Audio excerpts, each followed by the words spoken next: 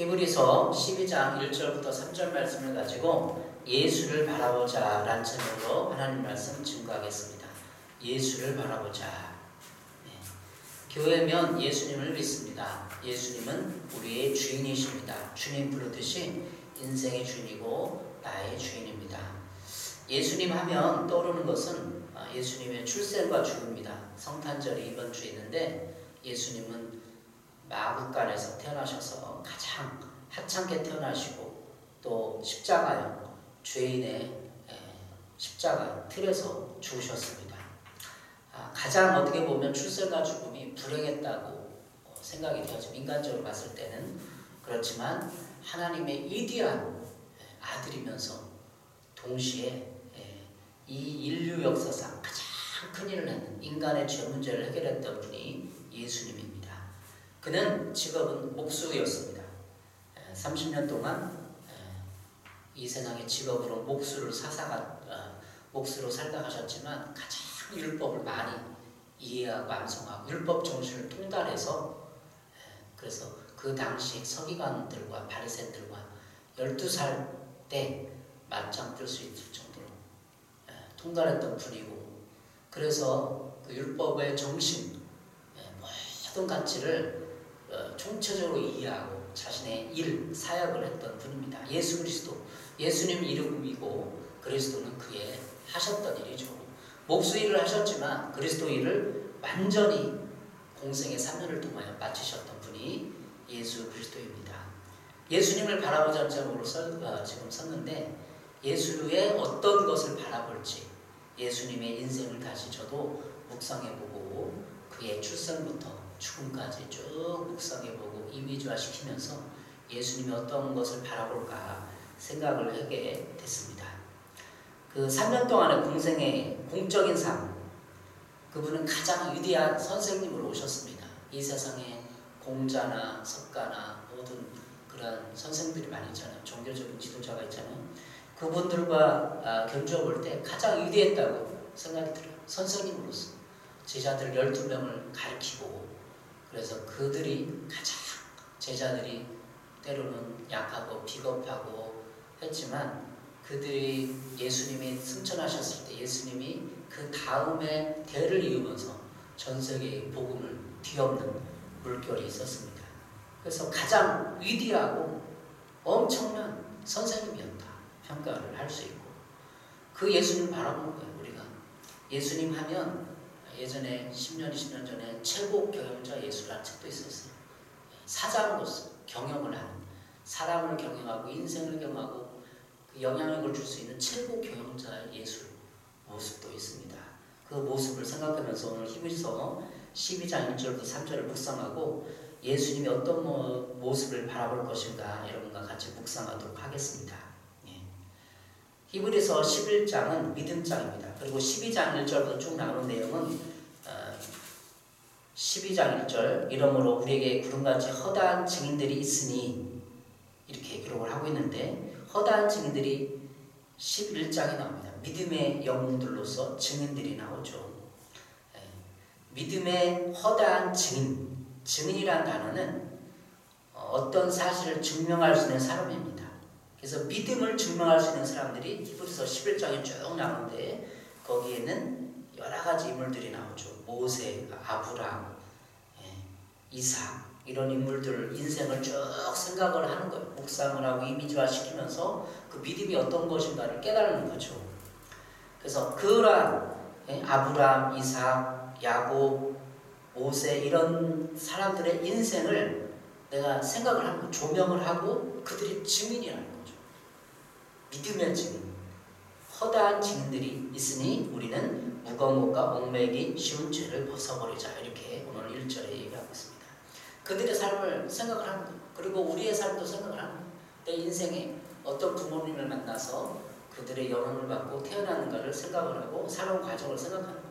예수님도 우리가 예수를 바라보기 위해서는 예수님이 출생부터 성장 과정, 예수님이 했던 일, 공생애를 생각을 하는 거예요. 생각을 안 하고 그냥 어떻게 예수를 바라볼 것입니까?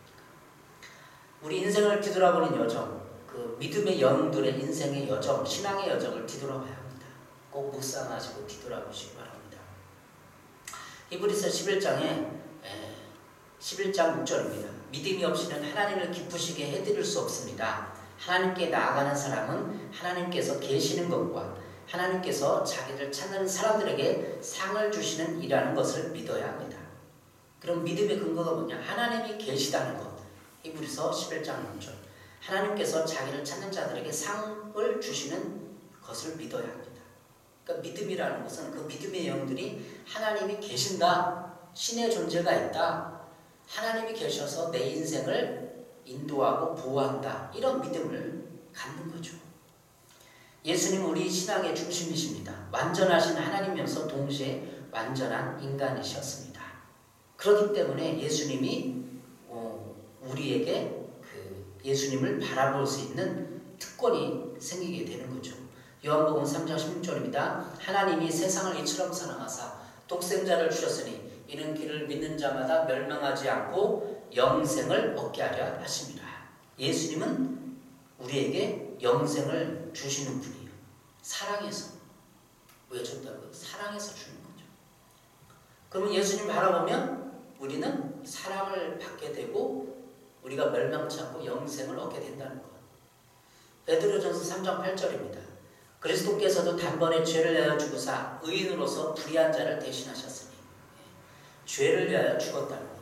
단번에 나의 죄를 위해서 죽었다는 것을 받아들이는 거죠. 모세에 대한 히브리서 11장 26절에 이렇게 기록을 하고 있습니다. 그리스도를 위하여 받는 수모를 애굽의 모든 부하보다 더 큰 점을 여겼으니 이는 상 주심을 바라봅니다. 그리스도를 위하여 받는 수모를 모세 당시에 예수 그리스도는 이미 안 태어났어요. 그렇잖아요. 그리스도를 위하여 받는 수모를 애굽의 모든 부하보다 더 큰 점을 여겼으니 이 말은 무슨 뜻일까요? 모세 당시에 모세는 이미 예수님은 안 태어났지만 예수님이 할 일, 그리스도의 그 메시아서 구세주 사역을, 구주의 사역을 바라봤다는 거예요. 아직 태어나지도 않은 사람을 바라봤다는 게 말이 됩니까? 그것이 아니라 그 예수님이 하실 일을 바라보면서 했다는 거죠. 그 내용이 뭐죠? 모세는 그리스도를 위해 받는 수모를 이집트의 모든 부하보다 더 큰 제물로 여겼습니다. 모세는 이미 예수 그리스도를 바라보며 살았다는 것입니다. 예수 그리스도를 바라보았다는 것은 영원한 가치, 다시 말하면 인간의 본향을 사모하며 그 가치를 위하여 인간의 삶을 의미 있게 생각하며 보냈다는 것을 말하고 있습니다. 영원한 가치를 위해서 의미 있는 인생을 생각하며 살았다는 거예요. 그리스도를 위하여 받는 수모를 겪었다는 것은 영원한 가치를 위하여 지금의 그 왕국의 왕자를 거절하고 애굽 사람보다 조롱을 받았겠죠. 제가 이제 모세 살인하고 도망가서 자기가 뭐 어땠다고 이렇게 조롱을 받았잖아요. 애국 사람들에게. 그걸 제가 성공과 명과 부가 있는데 그걸 다 말하라고 미련하니 이렇게 욕을 했을 거라고 조롱도 하고 그걸 받아들인 거죠. 그게 뭐냐면 그리스도를 사모하는 거예요. 그 영원한 가치를 바라보는 것은 그리스도를 사모한다는 것입니다. 이는 성도들은 모세와는 다릅니다. 우리 성도들은 모세는 아직 오시지 않는 그리스도를 바라보면서 살았지만 우리는 이미 오신 예수님을 과거로 하고 예수님의 삶을 바라보면서 이미지화할 수 있습니다. 성경에 나와 있는 복음에 나타나는 예수님을 우리는 그려볼 수 있습니다. 사복음서에 예수님이 어떻게 행동하고 말하고 태어나고 예수님 영화 패션 오브 크라이스트를 통해서 예수님을 금방 이미지화 시킬 수 있어요. 제가 아마 구글 절절히 성경 본문 딱 돼서 하지 않아도 예수님 하면 딱 떠오르는 이미지가 있어요. 그런 마음속에, 인상에. 그래서 예수님을 바라볼 수 있게 되는 것입니다.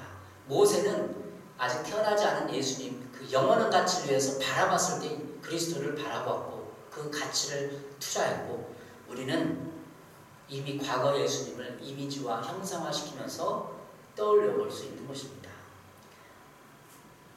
우리는 어떤 예수님을 바라볼 것입니까? 예수님에 대한 세 가지 관점을 오늘 본문에서 쭉 1절부터 2절, 3절까지 찾아보도록 하겠습니다.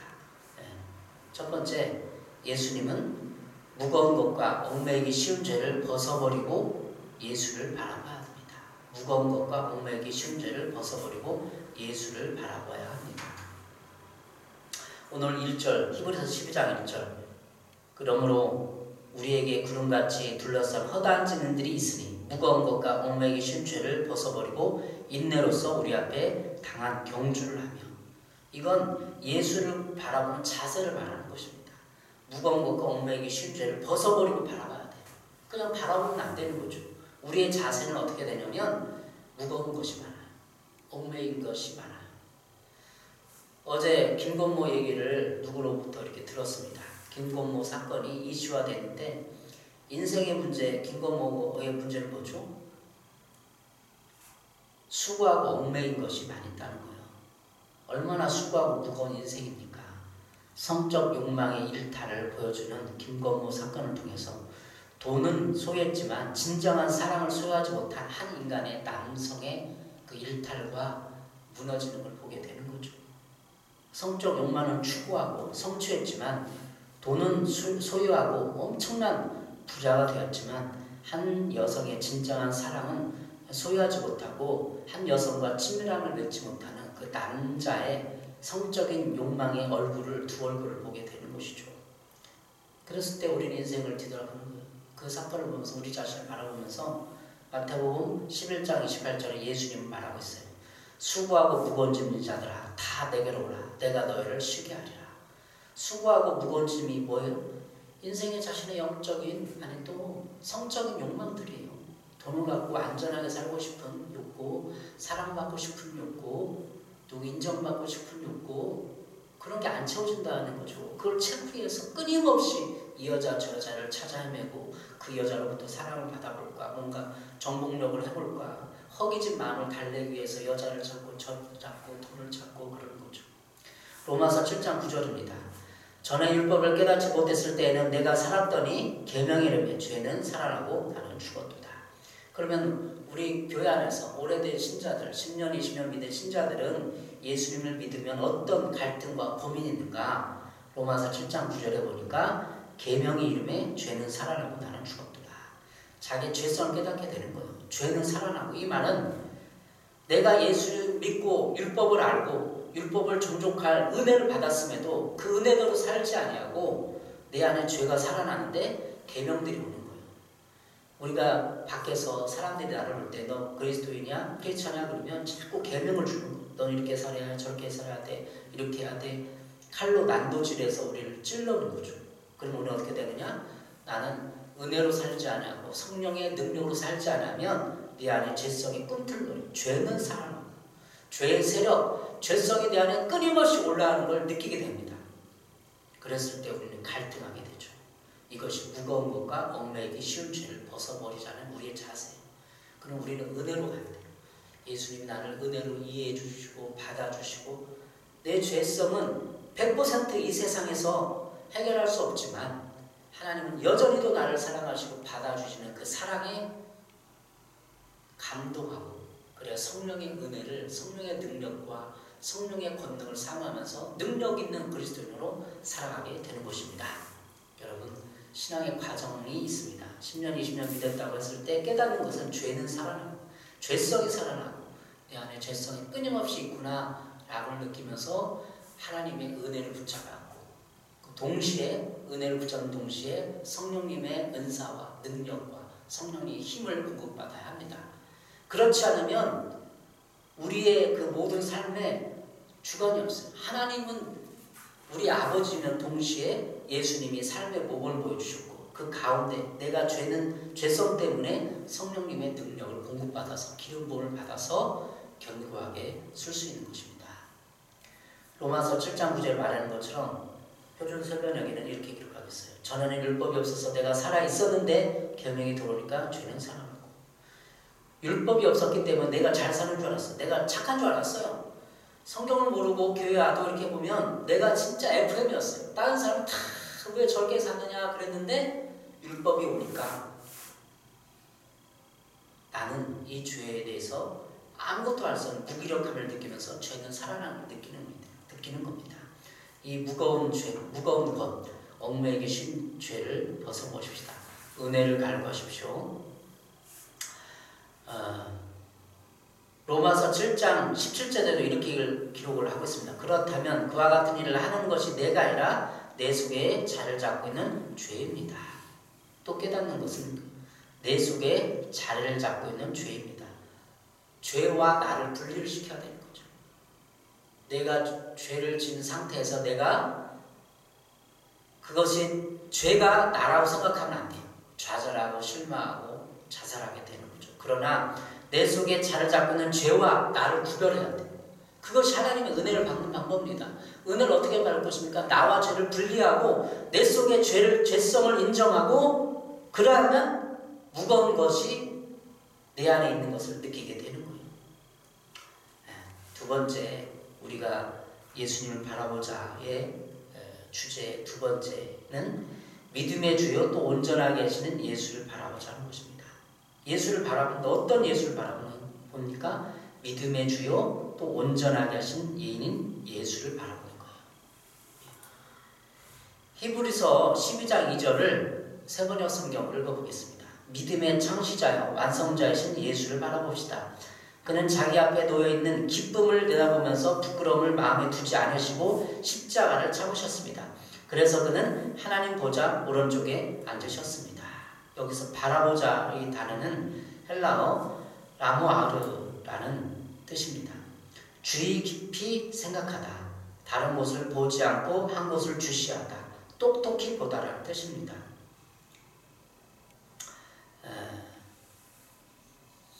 저는 요즘에 그 12월 달에 북미 대화 이런 걸 보면서 국제정세, 정치 이런 걸 바라보면서 상황 속에서 역사하시는 역사의 주인이신 예수님을 생각하게 됩니다. 여러분 어떠세요? 지금 이렇게 북한이 비핵화한다고 이렇게 얘기를 하고 진행하다가 이렇게 됐는데 어떻게 생각하십니까? 국제정세 속에서 역사의 주인이신 예수님을 바라보시기 바랍니다. 네. 믿음의 창시자라는 뜻, 믿음의 창시자라는 뜻은 무엇일까요? 예수님께서 길이요 진리요 생명 되시기 때문에 나로 말미암지 않고는 아버지께로 올자고 말씀하셨습니다. 예수님은 믿음의 창시자예요. 믿음의 근거자죠. 예수님의 내면과 열매를 바라봐야 합니다. 예수님의 생활 습관과 인격을 바라봐야 합니다. 예수님이 사람들을 대하는 방법을 바라봐야 합니다. 예수님이 인생 가치를 바라봐야 합니다. 예수님이 살아있던 시대의 환경 속에서 그가 어떻게 몸부림쳤던 그 몸부림을 바라보고 생각을 해봐야 합니다. 우리는 예수님을 이미지화할 수 있습니다. 아까도 얘기했던 것처럼 최고 경험자 예수, 최고 사령관 예수, 최고의 소그룹 리더자 예수, 최고의 훈련자, 감독자 되신 예수, 이런 걸 생각을 떠올려보고 이미지화 시키면서 나는 올해 어떤 예수님을 그리고 따라왔는가 생각을 해보시기 바랍니다. 혹시 복을 가져다주는 예수님을 따랐다는 것이 아닙니까? 나에게 올해 열심히 하면은 성공을 주고 좀 뭔가 안정된 여유로운 생활을 주는 예수님을 생각해 보진 않았습니까? 저는 개척교회를 하면서 크게 올해 성장을 못했지만 교회를 성장시키기보다는 예수님은 나를 성장시키기 위해서 일하셨다라고 생각을 합니다. 이런 저런 환경을 통해서 인간관계를 통해서 또 교인들을 통해서 나를 성장시키고자 했던 예수님, 교회를 성장시키고자 했지만 결국은 내 내면을 성장시키고 나를 연단했던 예수님, 이런 생각을 해보게 됐습니다. 여러분 어떻습니까? 예수님을 바라보면서 예수님이 이미지화시키고 결국은 나를 성장시키기 위해서, 나를 훈련시키기 위해서 올 한 해를 보냈지 않나. 예수님이 길이요 진리요 생명 되셨는데 나는 때로는 사람을 바라봤던 건 아닌가. 실망하고 저 사람에게 실망하고 이 사람을 좀 실망하고 좀 좌절하고 이런 마음이 있었던 것 같아요. 저를 뒤돌아봅니다. 그러나 예수님께서 믿음의 창시자입니다. 믿음의 근원, 우리가 믿음을 갖고 사는데 요한복음 14장 14절 이렇게 말하고 있습니다. 내 이름으로 무엇이든지 내게 구하면 내가 행하리라. 요한복음 14장 12절입니다. 내가 진실로 진실로 너에게 이르노니 나를 믿는 자는 내가 하는 일을 그도 할 것이요 또한 그보다 큰 일도 아니니 이는 내가 아버지께로 갑니다. 예수님을 믿으면 예수님보다 큰 일도 할 수 있습니다. 이게 믿음 아니겠어요? 예수님이 이 땅에 오셔서 했던 모든 설교나 말들을 통해서 그분이 우리에게 믿음을 심어주셨구나. 믿어라. 뭘 믿어야 할까요? 사도행전 4장 12절 다른 이로서는 구원을 받을 수 없나니 천하 사람 중에 구원을 받을 만한 다른 이름을 우리에게 주신 일이 없음이라 하였더라. 다른 이로서는 구원을 받을 수 없다. 이걸 심어주셨어요. 이 땅의 모든 다른 종교나 가치와 철학과 이 모든 것은 구원을 줄 수 없다. 김건모를 구원을 줄 사람은 누구예요? 아내, 돈이에 명예 없잖아요. 우리 구원을 줬다는 걸 알잖아요. 그거 넘어진 걸 알잖아요. 우리 주위에 수많은 사람들이 실패하고 넘어지고 때로는 감옥에 가고 사회적 무를 일으킨 거를 봤잖아요. 오늘 가을에도 고유정 사건을 통해서 그가 가정이 파탄되고 전 남편을 살해하고 이런 휩싸인 걸 봤잖아요. 이 세상에 구원을 줄 사람은 아무도 없다는 것을 또 사회적 이슈를 통해서 올 한 해를 통해서 배울 수 있었습니다.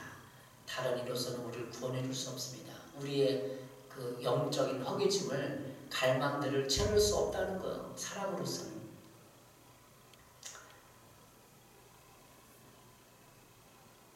마태복음 5장 48절입니다. 그러므로 하늘에 계신 너희 아버지의 온전함 같이 너희도 온전하라. 그런 인간에게 하나님은 온전하심을 요구하는 거예요. 오늘 히브리서 12장 2절 믿음의 주요 또 온전하게 하신 예수를 바라보자. 온전, 완전하게 한다는 거죠. 네. 하나님께서는 우리에게 온전을 요구해요. 우리는 다 그렇게 죄인일 수밖에 없고 나약할 수밖에 없는데 하나님 우리에게 온전하신 것 같이 너희도 온전하라. 마태복음 5장 48절에 말하고 있습니다. 온전은 행위뿐이 아니라 본절에서의 생명력을 말하는 것입니다. 그러니까 도덕적으로, 윤리적으로 또 완전히 어떤 일을 해서 뭔가 FM의 일을 하는 것이 아니라 본질에서의 생명력을 요구한다는 거죠. 창세기 17장 1절에도 이렇게 말하고 있습니다. 아브라함이 99세 때 여호와께서 아브라함에게 나타나서 그에게 이르시되 나는 전능한 하나님이라 너는 내 앞에서 행하여 완전하라. 이 완전이 뭘까요? 도덕 윤리를 말할까요? 아닙니다. 이것을 세번역성으로 읽어보겠습니다. 아브라함이 99살 되었을 때 그께서 그에게 나타나셔서 말씀하셨다. 나는 전능한 하나님이다. 나에게 순종하며 흠없이 살아라. 하나님께 순종하라는 거예요. 그것이 온전한 거예요. 완전한 거죠.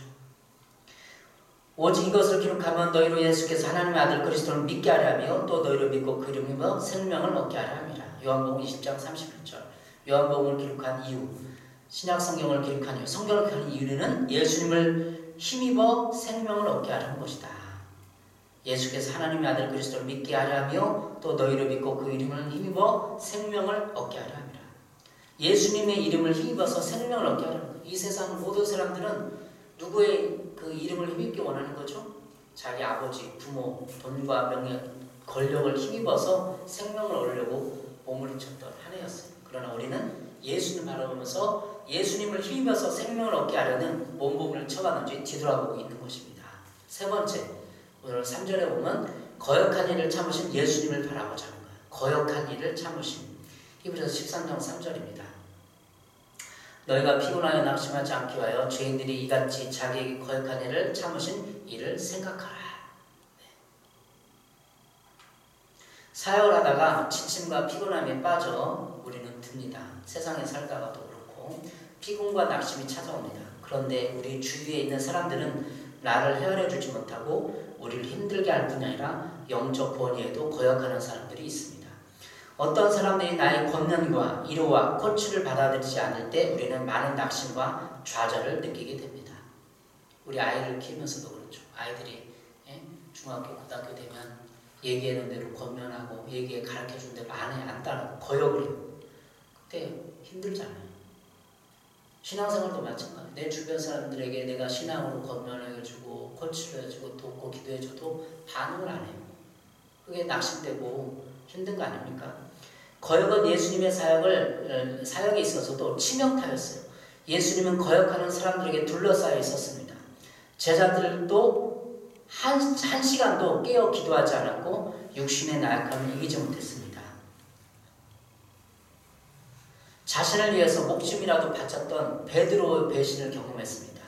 예수님은 또한 자신을 호산나 외치며 환영했던 수많은 군중은 자신을 위해서 예수를 십자가에 못 박으려는 폭도로 돌변했습니다.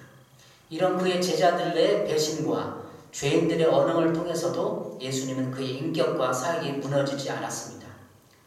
보통의 사람들 같으면 아마 이런 3년 동안의 짧은 시간 동안 많은 스트레스를 견뎌내지 못하고 정신적인 트라우마를 겪었을 것입니다. 그런데 예수님은 3년의 공생의 기간을 마치고 십자가에서도 용서하셨습니다. 아직 우리 교회가 3년이 안 됐는데 이제 2년 넘어가는 시점에 있습니다. 예수님이 3년 동안 이 당한 제자들에게 또 사람들에게 공생을 처음 시작했을 때 낭떠러리에 사람들이 돌을 들고 죽이려고 그랬어요. 그 스트레스 어떻게 겪을까? 저는 누가 나를 돌 들고 묵혀하는데 돌 들고 나를 죽이려고 한 적은 없었거든요. 예수님의 3년 동안 사역을 살펴보세요. 너무나 바쁘고 지치고 제자들이 이해하지 못하고 거역하고. 누가복음 23장 34절입니다. 이에 예수께서 이르시되 아버지 저들을 사하여 주옵소서. 자기들이 하는 것을 알지 못하나이다 하시더라. 그들이 그의 옷을 나눠 제비 뽑을세. 십자가에서도 예수님은 공생의 3년을 정리하면서 저들을 사하여 용서해 주시옵소서. 거역한 이들을 참으신 예수님을 우리가 생각하고 바라봅니다. 신앙적 피곤함과 수많은 일에 지쳐버린 우리 사람들, 또 우리 사역자들은 성경의 메시지는 무엇입니까? 바로 베드로전서 4장 11절입니다. 만약 누가 말하려면 하나님의 말씀을 하는 것 같이 하고 누가 봉사하려면 하나님이 공급하신 힘으로 하는 것 같이 하라. 이는 범사의 예수 그리스도를 말미암아 하나님의 영광을 받으시게 하려 함이니 그에게 영광과 권능이 세세에 무궁하도록 있느니라. 아멘. 하나님이 공급하신 힘으로 하는 것 같이 하라. 이는 범사의 예수 그리스도 말미암아 하나님의 영광을 받으시게 하려 합니다. 하나님의 공급하신 힘을 받았습니까? 예수님을 이미지화시키고 예수님의 삶을 바라보면서 생각을 했는지 뒤돌아보게 됩니다. 예수 그리스도로 말미암아서 하나님이 영광을 받으실 것입니다. 올 한 해 마무리하는 시기입니다. 이때 많은 피곤함과 지침이 있는 영혼에게도 예수님을 생각함으로 일어나시고 다시 내년을 생각함으로 새로운 희망을 품으시기를 바랍니다. 우리 아이를 돌볼 때, 우리 자녀들을 돌볼 때 가장 힘든 것은 언제? 말을 안 들을 때, 거역할 때. 우리 아이를 키울 때 뭐 실수하고 뭐 이런 게 아니라 말을 안 들을 때, 거역할 때죠. 예수님은 가장 힘들 때가 어떠세요? 거역할 때. 제자들이 자기가 공생에 딱 나섰는데 사람들이 네가 어디서 태어났냐 그러면서 멱살을 잡고 낭떠러지에 떠들고 돌을 집어 던졌을 때 얼마나 힘들었어요. 아마 포기했을. 저 같으면 인간적인 목사를 그랬다면 포기했을지 모르겠어요. 그렇게 저 목회 못하겠다 다 팽개치고 멱살 잡고 막 사람들 끌어다니고 돌로 치면 그러나 예수님은 그러지 않아요. 다 인내하고 3년 동안 참으셨던 거죠. 우리가 우리 아이를 돌볼 때도 타이르고 기다려주고 참아주는데 우리 주변의 사람들에게도 많은 시간을 기다려주고 기도해주며 하나님의 때를 기다려주는 것이 가장 합당합니다. 우리가 목회할 때도 그래야 됩니다. 사역자들도 그래야 됩니다. 거역하는 일을 참아야 합니다. 예수님이 그렇기 때문입니다. 특히 교회 사역자에는 이것은 필수적인 것입니다. 누가 나에게 거역을 할 때 우리는 분노가 쌓여오는 것을 봅니다. 왜 내 말을 안 듣지? 이 성경 말씀인데 왜 그대로 안 하지? 그러면서 자신의 그 분노를 다스리지 못하고 수많은 사역자가 낙심하고 좌절하고 떠나가 되는 거죠. 그럼 예수님도 사역을 했을 때 거역하는 자를 참았잖아요. 이러한 분노는 예수님이 베푸셨던 십자가의 용서로 이겨내시길 바랍니다. 올 한 해 여러분의 삶에 때로는 허무한 것을 바라보고 사람들을 바라보고 환경을 바라봄으로 실망하고 지쳐 있을지 모릅니다. 이제 우리의 진정한 바라봄의 대상 예수님의 인격과 삶의 스타일을 바라보시기 바랍니다. 우리는 사복음서에 기록된 예수님의 행동, 거지, 말, 제스처, 리더십, 그 모든 것을 볼 수 있어요. 이미지화 시킬 수 있어요. 우리는 다 읽었으니까. 그리고 바라봐야 되는 거죠. 우리는 우리의 삶이 경주임을 압니다. 마지막 목표점을 향하여 달려가야 합니다. 우리는 천국을 소망하며 달려갑니다. 우리가 어디를 향해 달려가겠어요? 돈과 명예와 권력을 향해 달려가겠어요? 지금까지 믿음의 허다한 증인들이 있었습니다. 히브리서 11장에 나오는 아브라함, 이삭, 요셉 다 믿음의 허다한 증인으로서 그의 인생을 달려갔어요. 인내로서 참고 인내하며 경주했어요. 우리의 환경과 여건이 어떠하든지 우리는 십자가와 예수님을 바라보며 달려가야 합니다.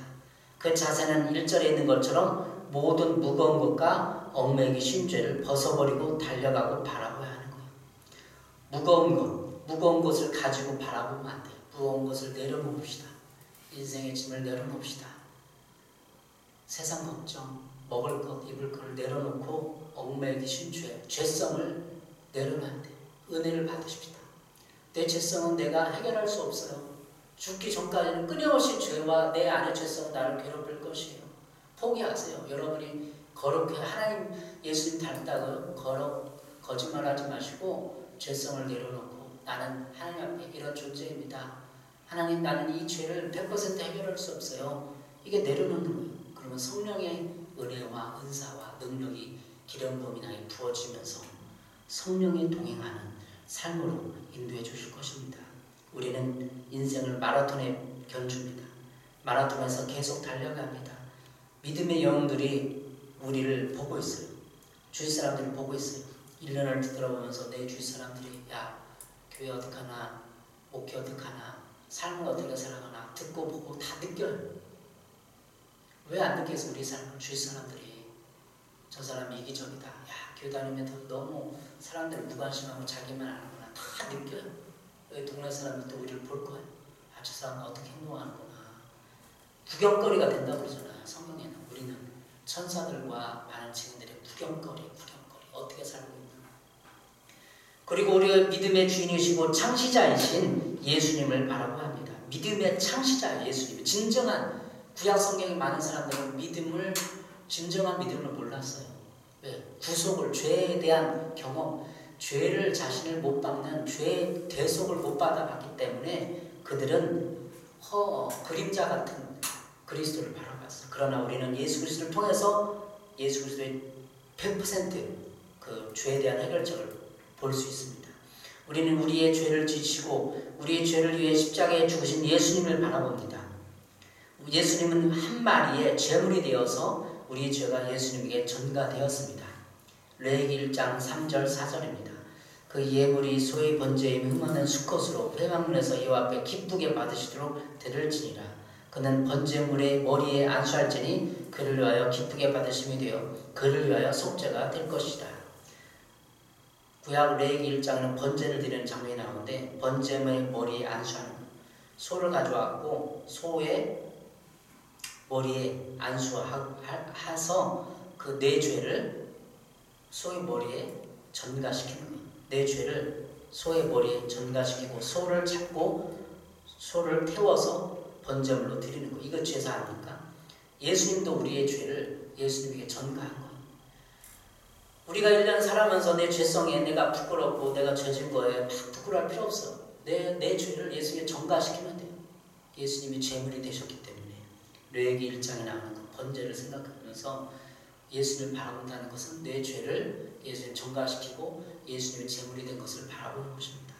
내 죄 때문에 내가 또 넘어졌구나. 또 내가 이런 죄를 범했구나. 실망하고 좌절할 필요가 없어요. 죄를 전가하십시오. 예수님의 제물이 되셨기에 전가할 수 있습니다. 히브리서 9장 12절입니다. 염소와 송아지의 피로 하지 아니하고 오직 자기의 피로 영원한 속죄를 주사 단번에 성소에 들어가셨느니라. 예수님이 하셨던 사역이 염소와 송아지의 피로 하지 않고 예수님 피로 했어요. 오직 자기의 피로 영원한 속죄, 죄를 속했기 때문에 예수님을 바라보면 내 죄가 예수님에게 전가됐다는 것을 생각하고 바라보는 것입니다. 여러분 죄 문제를 해결하는데 인생의 모든 문제가 있겠습니까? 인생의 모든 문제는 죄 문제입니다. 예수님 우리 죄를 위해서 십자가에 죽으셨기 때문에 나의 죄는 없습니다. 누가 나를 정죄하리요? 나를 비난하고 나를 거부하고 조롱할 수가 없어요. 난 죄가 없는데 예수님에게 죄를 전가했기 때문이죠. 히브리서 9장 14절입니다. 하물며 영원한 성령을 힘입어 자기 몸을 흠없는 제물로 삼아 하나님께 바치신 그리스도의 피야말로 더욱더 우리의 양심을 깨끗하게 하여 우리를 죽은 행실에서 떠나 살아계신 하나님을 섬기게 하지 않겠습니까? 우리들의 양심을 깨끗게 하여 예수님을 바라보면 예수님의 그 속죄의 그를 바라보고 예수님이 임재화시키면 우리 양심이 깨끗하게 되는 거예요. 양심이 깨끗해져서 누구를 바라보고 담대하고 부끄러울 거 없고 수치심 없고. 왜? 예수님의 피의 공로로 인해서 양심이 깨끗해졌는데 누가 나를 정죄하겠어? 비난하겠어요? 나만 하나님 앞에 양심이 깨끗하면 누가 나를 정죄하겠습니까? 우리를 죽은 행실에서 떠나 살아계신 하나님을 섬기게 하지 않겠습니까? 히브리서 9장 14절 영원한 성령을 힘입어 예수를 바라보면서 우리는 영원한 성령을 힘입어서 자기 몸을 흠없이 제물로 바치신 예수님을 바라봐야 돼요. 그래서 성령의 작용, 예수를 바라보면서 성령의 힘 있는 기름 부음이 임해서 바라볼 수 있게 되는 것입니다. 성령을 도우시하는 사람들은 때로는 그리스도만 찾는 사람들은 예수님을 이미지화 시키는데 힘이 없어요. 성령의 기름을 받아서 예수님의 이미지를 각인시키고 기름을 받아서 예수님처럼 살 수 있습니다. 여러분 힘내시기 바랍니다. 예수님처럼 살지 못했다고 거역한 자를 참지 못하고 화를 냈다고 분노했다고 실망하지 마십시오. 예수님을 이미지화시키고 바라보면서 여러분의 끝없는 인격과 삶의 스타일을 이미지화시키십시오. 예수를 바라보시기 바랍니다. 또한 성령의 그 기름 부음을 받아서 예수님처럼 살 수 있는 은혜의 길을 선택하시기 바랍니다. 기도하겠습니다. 사랑해 주님, 인생의 모든 인내의 경주를 살펴보았습니다. 예수님을 바라보았는지 뒤돌아보면서 예수의 공생의 삶도 생각해 봅니다. 우리의 삶이 비록 이렇게 또 열매 없고 지친 아버지 연말이 되었지만 다시 예수님을 바라봅니다. 올 한 해 동안 내 삶과 말과 행동을 통해서 예수님을 십자가에 못 박은 고통을 준 것을 부끄럽게 생각하고 용서해 주옵소서. 내 행위와 삶이 하나님 앞에 부끄럽습니다. 이제 양심을 깨끗게 하고 나의 죄성을 인정해 싸우니 우리를 정결케 하시고 깨끗게 하시고 새로운 힘을 주시옵소서. 성령을 힘입어 기름 부어 주시고 새로운 삶으로 내년도 비전을 우리에게 주옵소서. 예수님의 이름으로 기도했습니다. 아멘. 찬송가 325장입니다.